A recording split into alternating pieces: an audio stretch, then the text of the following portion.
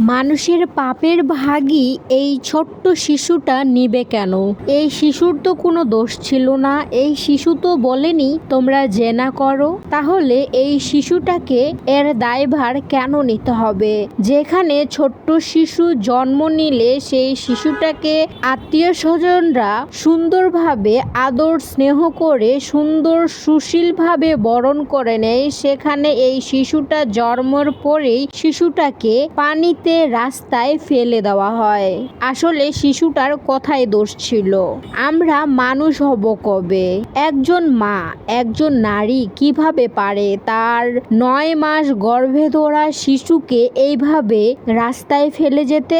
এই শিশুটিকে একজন নারী হওয়ার সাথে সাথে নারীও কাটা হয়নি, বাচ্চাটাকে রাস্তায় ফেলে চলে গিয়েছে।